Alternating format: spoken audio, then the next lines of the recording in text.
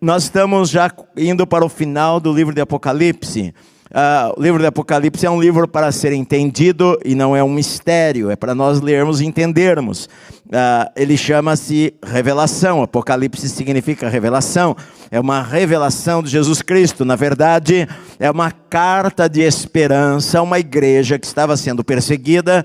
Os apóstolos todos haviam sido mortos, somente João estava vivo, foi exilado na ilha de Patmos, e ali o Senhor revela esta palavra a João para encorajar, para dar esperança, para motivar, para levantar a coragem, a alegria, o ânimo dos irmãos, e dar esta revelação mostrando o que iria acontecer com a igreja, e que a igreja iria ultrapassar qualquer tipo de tribulação que pudesse vir na terra. Na verdade, a igreja foi perseguida pelos romanos, os crentes morreram nas arenas romanas, morreram nas perseguições religiosas, em toda a história da igreja. Cristãos são mortos em países muçulmanos, são mortos por toda parte da terra, em todas as épocas, mas a igreja de Cristo continua firme, vitoriosa e caminhando com o Senhor. E o livro de Apocalipse é a revelação de Deus do que iria acontecer com a igreja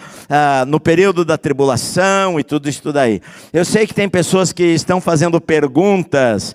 Talvez eu responda algumas perguntas no final, mas muitas perguntas eu já dei a resposta nas pregações que eu fiz até agora no livro de Apocalipse. Então você pode ouvir, por exemplo, pastor, no milênio vai ter isto. Tem aí acho que 3 pregações sobre o milênio que você pode pegar aí gratuitamente no meu canal do YouTube, entrar nesse canal que você está assistindo aqui, está lá Apocalipse, ou no aplicativo da igreja, está lá na parte séries, e vai lá em Apocalipse, no capítulo 4 vai falar sobre arrebatamento, e essas últimas semanas eu falei sobre o milênio. Capítulo 21, versículos 1 ao 8, nós temos falado, e a Bíblia fala, que nós somos estrangeiros e peregrinos aqui, desde o Velho Testamento. Salmo 73, 25 diz, quem mais tenho eu no céu? Salmos 42, 2 diz, quando irei e me verei perante a face de Deus? Este sempre foi um desejo do ser humano, ver a Deus. Quando o Senhor, quem mais eu tenho no céu? O céu é uma palavra que aparece mais de 500 vezes na Bíblia. Mateus 5:8, Jesus no Sermão do Monte, ele falou, bem-aventurados limpos de coração, porque eles verão a Deus. Sempre foi o desejo do ser humano ver a Deus como Ele é, ver a Deus face a face, estar no céu com o Senhor. A Bíblia diz em Hebreus capítulo 11, versículos 13 ao 16, que nós somos estrangeiros e peregrinos aqui nesta terra. Nós estamos aqui de passagem. Todos estes, a Bíblia diz, morreram na fé, sem ter obtido as promessas, vendo-as de longe, confessando que eram estrangeiros e peregrinos, porque os que falam desse modo manifestam estar procurando uma pátria. Sempre foi o desejo do cristão o céu. Infelizmente, muitas vezes nós perdemos um pouco o foco na nossa vida, achando que a nossa vida e o nosso destino final vai ser aqui nesta terra, nesta vida, nos poucos anos que nos restam. E às vezes a gente acaba vivendo demasiadamente para as coisas terrenas, demasiadamente para as vontades humanas, e esquecemos que somos seres eternos. Filipenses 3:20 diz assim, porque a nossa pátria está nos céus, de onde aguardamos também o Salvador, o Senhor Jesus Cristo. Ou seja, um anseio pelo céu e o ensino sobre o céu faz com que a gente tenha uma vida mais feliz, faz com que a gente tenha coragem no meio das lutas, faz com que a gente consiga superar as tribulações, faz com que a gente consiga vencer as tristezas que às vezes nós podemos ter aqui nesta terra, porque nós sabemos que há uma eternidade e sabemos que o céu nos aguarda. E o céu é onde está o Senhor, onde a Bíblia diz, lá está o trono de Deus. Lá hoje está o Senhor Jesus, lá hoje estão os santos que já morreram, e é o lugar que nós também desejamos estar. Jesus, ele falou em Mateus 5,12, regozijai-vos e exultai, porque é grande o vosso galardão nos céus. Jesus falou em Mateus 19:21, e terás um tesouro no céu, que nós devemos ajuntar um tesouro no céu. Então a Bíblia fala muito sobre o céu, fala muito que nós somos estrangeiros e peregrinos. Na verdade, quando fala em 2 Coríntios capítulo 12, fala sobre 3 céus. Paulo, ele fala que ele foi arrebatado até o 3º céu. O primeiro céu é a atmosfera que você vê aí, o azul. O segundo céu é o universo das estrelas, as galáxias. O 3º céu é o lugar onde está Deus, onde está o trono de Deus. Então a Bíblia fala sobre os 3 céus e chama o 3º céu de paraíso. Jesus mesmo, ele falou para o ladrão lá na cruz, quando o ladrão falou: Senhor, lembra-te de mim quando vieres no teu reino, estares no teu reino, entrares no teu reino. E Jesus falou para ele: olha, eu te digo que hoje mesmo estarás comigo no paraíso. Ou seja, para o que morre em Cristo, naquele instante ele já vai para o paraíso, já vai para o céu, mas ele vai em espírito, como eu falei para você.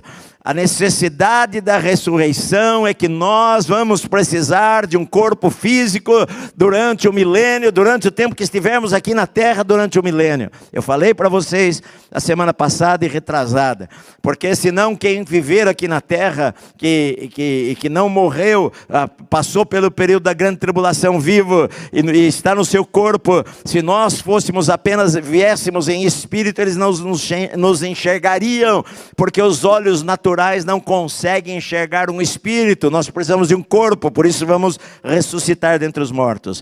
Enfim, finalmente agora nós estamos no novo céus e uma nova terra. Todas as coisas já passaram. Passou-se a tribulação de 7 anos, o anticristo, o falso profeta foram lançados no lago de fogo. Passou-se o milênio em que Jesus reinou nesta terra aqui reformada, durante 1000 anos, assentado em Jerusalém, um reinado de justiça. Mas ainda assim pessoas se desviaram dos caminhos de Deus, ainda assim pessoas se revoltaram contra o Senhor Jesus, que a Bíblia fala que no final do milênio, quando o diabo for solto, ele vai sair a seduzir as nações, e então vai cair fogo do céu e vai destruir aquelas pessoas lá. Acabou-se o milênio.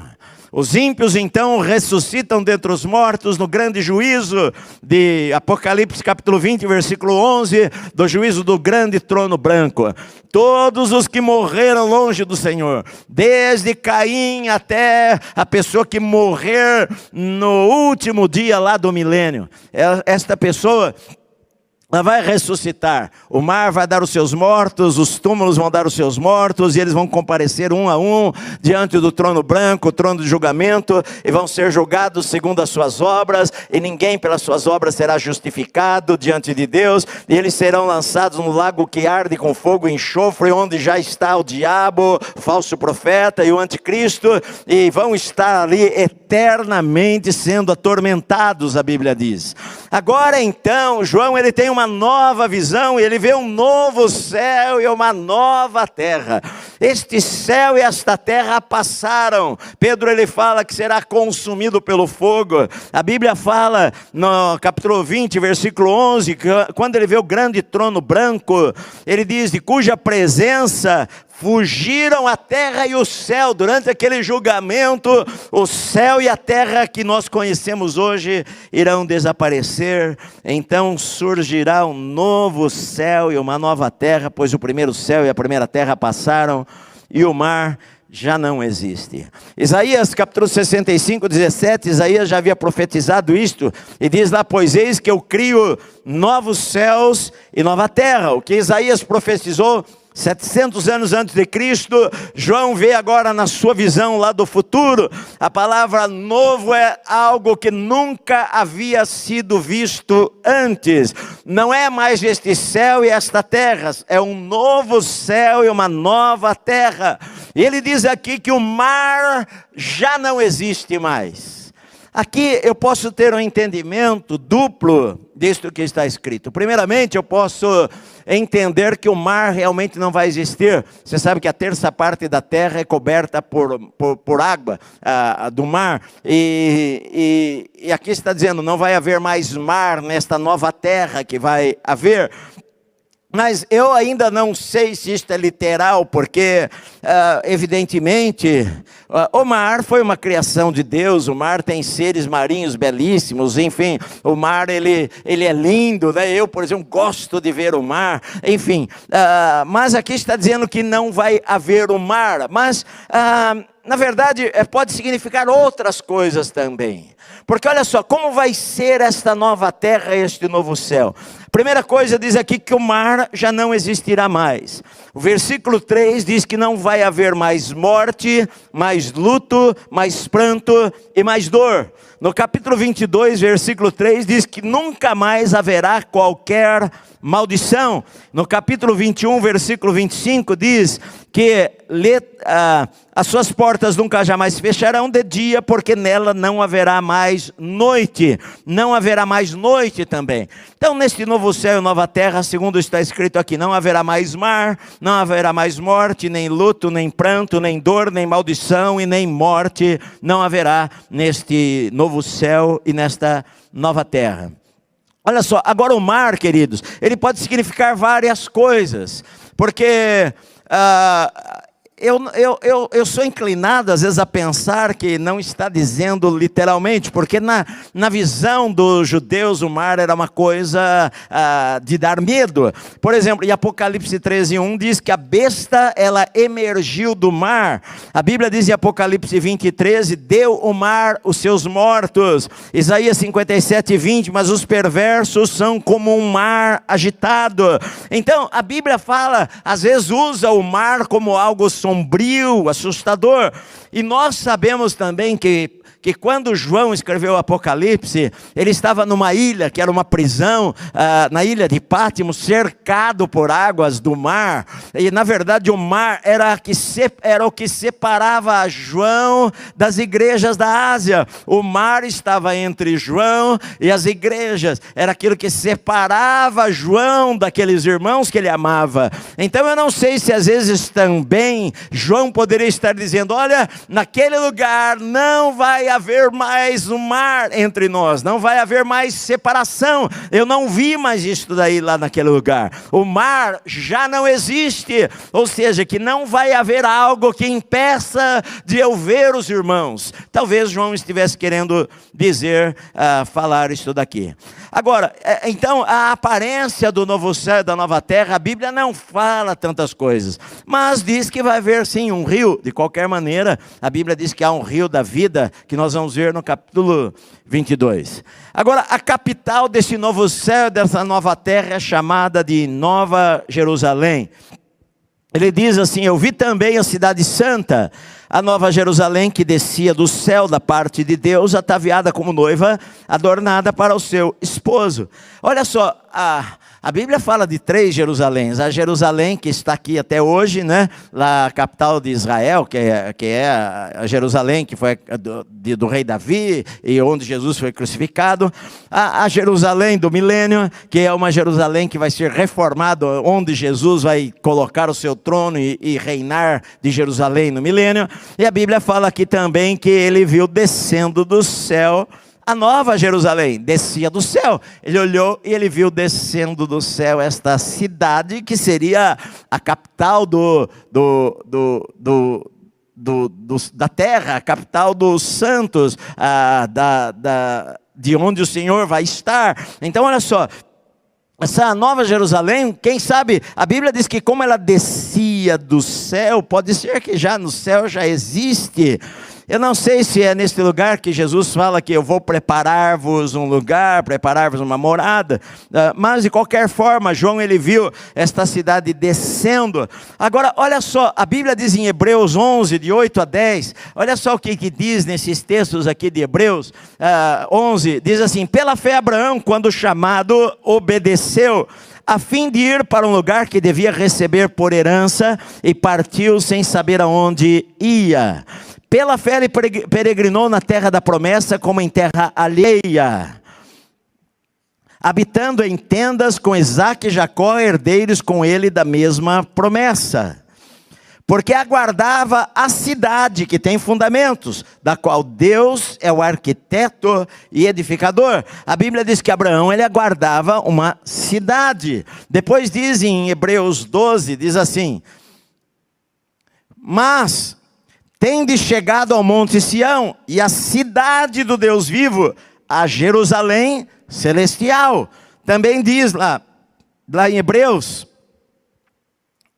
no versículo seguinte aí, querida: na verdade, não temos aqui cidade permanente, mas buscamos a que há de vir. Então olha só, eles todos esperavam uma cidade celestial. Talvez esta cidade esteja pronta e vai descer do céu, ataviada como noiva da parte de Deus, ou seja, preparada para o seu esposo. É a união final entre o Senhor e os santos, que será para sempre.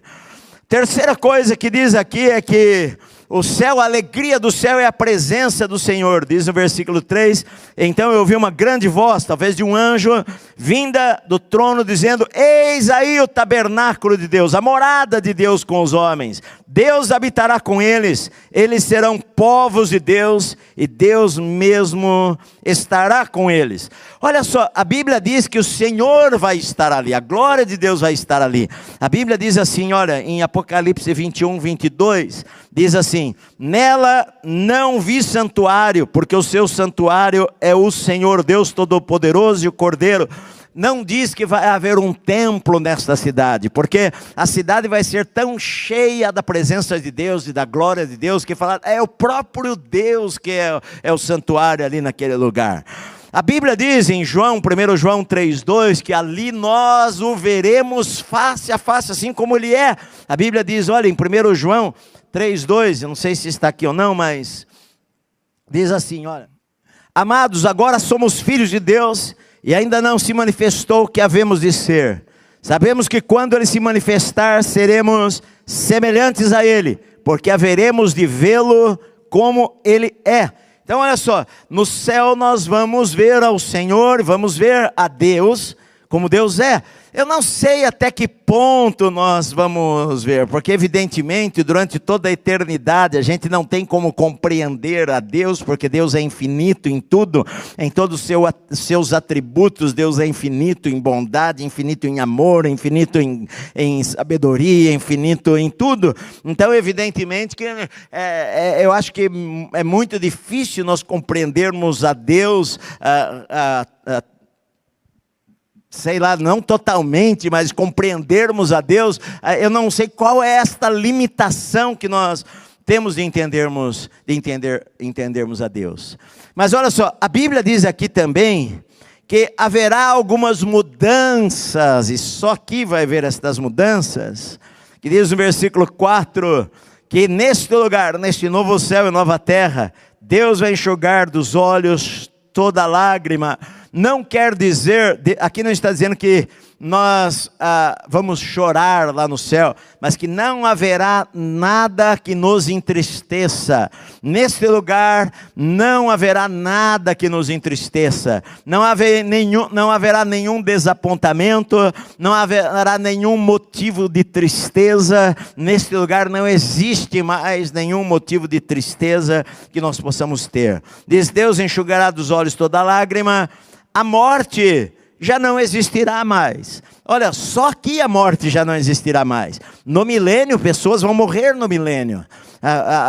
No milênio a Bíblia diz que morrer com 100 anos é morrer jovem. No milênio haverá mortes ainda. Haverá mortes quando o Senhor, a Bíblia diz aqui, quando Satanás reunir, seduzir as nações para ir contra o Cordeiro, a Gog e Magog aqui, reunindo para ir contra a cidade santa. A Bíblia diz que vai cair fogo do céu e consumir estas pessoas, matar estas pessoas. Então até o final do milênio vai haver morte na na terra. Mas agora, neste novo céu e nesta nova terra, não haverá mais morte. Por isso que a Bíblia diz que o último inimigo, 1 Coríntios 15, 54, na verdade a Bíblia diz que o último inimigo a ser derrotado será a morte. E quando este corpo corruptível se revestir de incorruptibilidade, e o que é mortal se revestir de imortalidade, então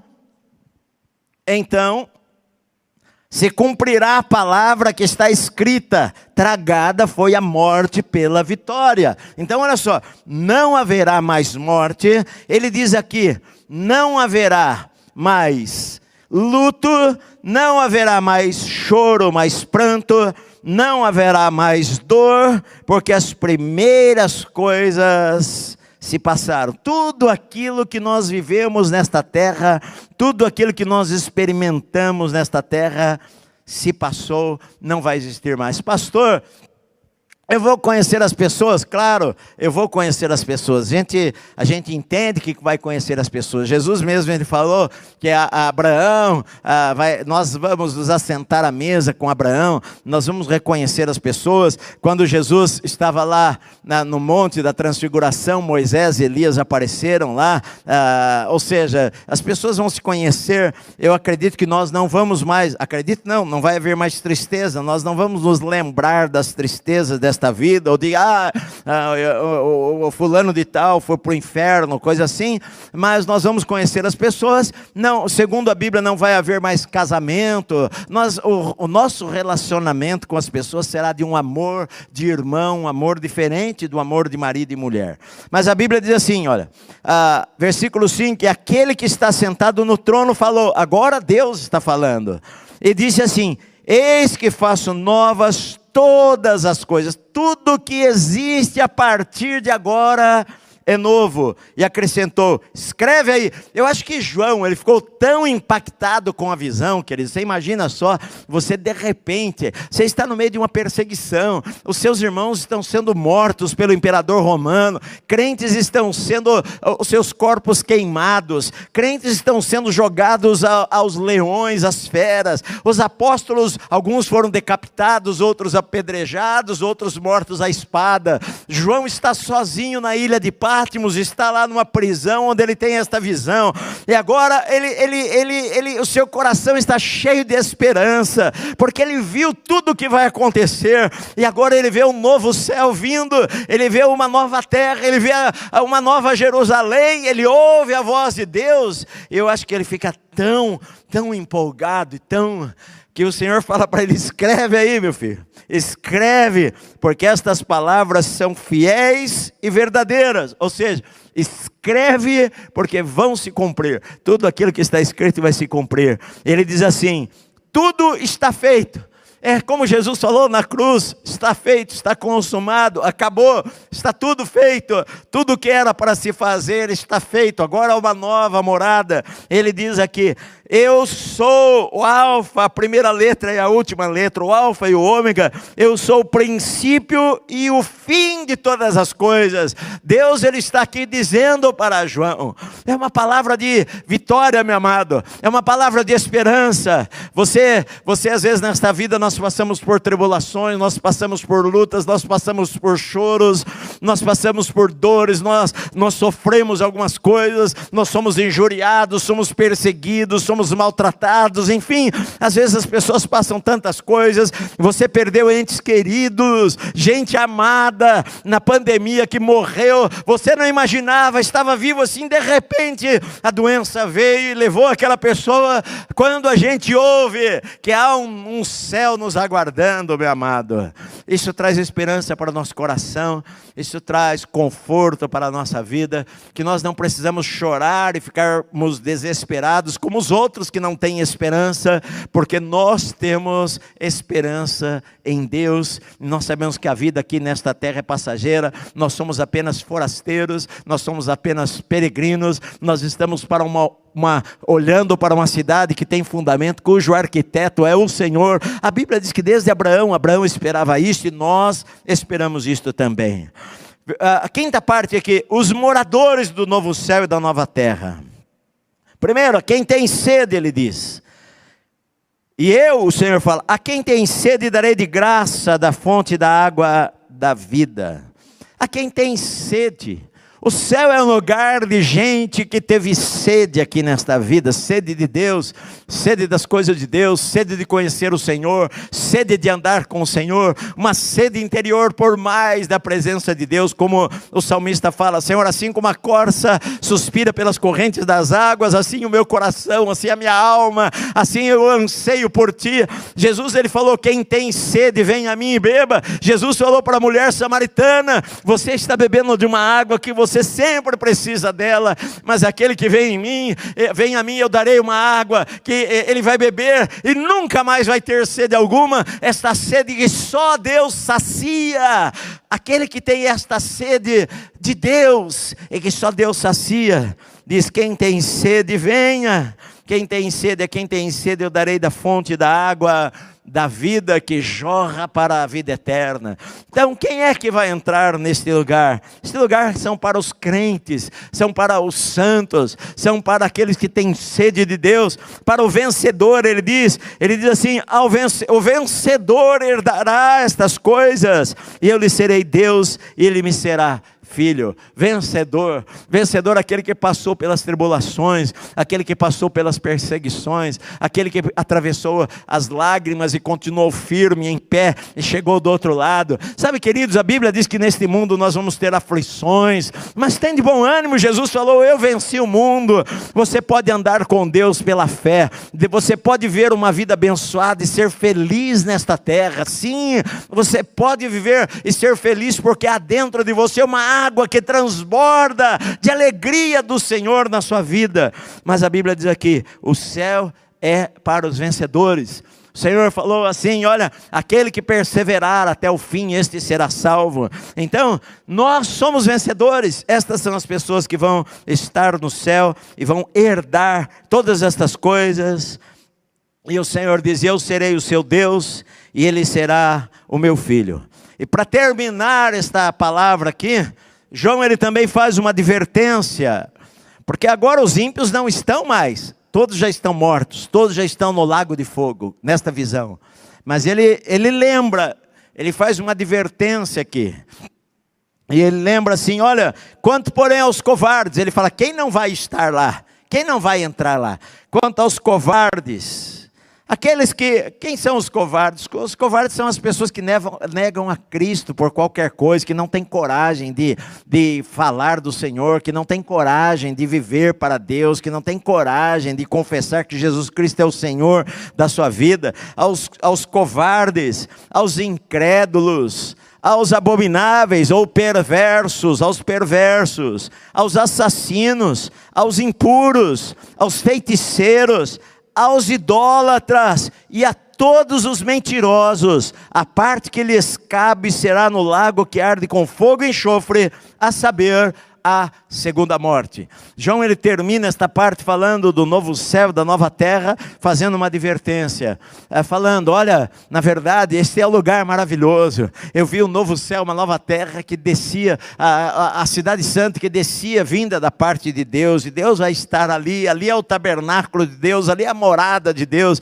Ele vai nos chamar de filhos, Ele será o nosso Deus, nós o veremos, ali não vai haver mais lágrima nenhuma, não haverá mais decepções ou tristezas, e nem morte, nem dor, ali não haverá choro, ali não haverá luto, ali vai ser um lugar diferente, as primeiras coisas já passaram, nós vamos estar lá, porque Ele falou, Ele é o alfa e o ômega, Ele é o princípio e o fim. Mas olha, fora deste lugar, então você que está vivendo longe de Deus, é uma advertência. Quem é que vai ficar fora? Os covardes, os incrédulos, aqueles que não creem em Cristo. A única maneira de você entrar no céu é crer em Cristo. Você pode ser bonzinho, mas se você não crer em Cristo, você é incrédulo. Jesus ele falou, eu sou o caminho, a verdade e a vida. Ninguém vai ao Pai a não ser através de mim. Não, você não vai ao Pai através de santo nenhum. Você não vai ao Pai através de Maria, por mais santa que ela tenha sido. Você não vai ao Pai através de Pedro, de João, de nenhum dos apóstolos, de nenhum dos santos. O único caminho, Jesus falou, eu sou o caminho. Ele não falou, eu sou um dos caminhos que levam a Deus. Então, se você não crê que Jesus é o Senhor da sua vida, o Salvador da sua vida, você não vai entrar no céu. Você pode fazer bondade, ser caridoso, você pode ser o maior filantropo da terra, você pode ser, ajudar os pobres, tudo isso daí, mas a Bíblia diz que a parte que cabe a você será o lago de fogo, que arde com fogo e enxofre. Aos abomináveis, aos perversos, os assassinos. Jesus falou que aquele que odeia o irmão, ele já é assassino. As pessoas que têm ódio no seu coração, que odeiam os outros. Os impuros, que vivem uma vida na impureza, na imoralidade. Os impuros, os feiticeiros, as pessoas que vivem de magia, as pessoas que vivem fazendo feitiços, maldades, obras malignas, invocando espíritos malignos, invocando o mal para as outras pessoas. Os idólatras, aqueles que se curvam diante de imagens. Você pode falar, não, eu não adoro. Se você se curva diante de uma imagem, a Bíblia diz que você é um idólatra. Os idólatras, todos os mentirosos. Olha só, a Bíblia está dizendo, os mentirosos, a parte que lhes cabe será no lago que arde com fogo e enxofre. A Bíblia fala alguns outros textos que descrevem mais ou menos estas mesmas coisas. Mas, por exemplo, Apocalipse 22, 15, diz assim: fora ficam os cães, os feiticeiros, os impuros, os assassinos, os idólatras e todo aquele que ama e pratica a mentira. Praticamente as mesmas coisas que João está falando aqui nesse texto. Então, na verdade, ele está terminando esta palavra com uma advertência para as pessoas. Ele lembra das coisas boas, mas ele adverte as pessoas. Olha, não faça estas coisas. Você não se engane, não se engane. Você que anda e pratica estas coisas e vive na prática do pecado, não se engane. Então, olha só, a carta é uma carta de esperança. Apocalipse é uma carta de esperança. Se eu fosse dar um nome a isto, é uma carta de esperança, porque realmente Apocalipse é uma carta de esperança para todos nós. E a Bíblia vai falar sobre a Nova Jerusalém e vai falar sobre as bênçãos finais aqui, que nós vamos continuar mais algumas semanas. Mas é isto, é o desejo de todo cristão.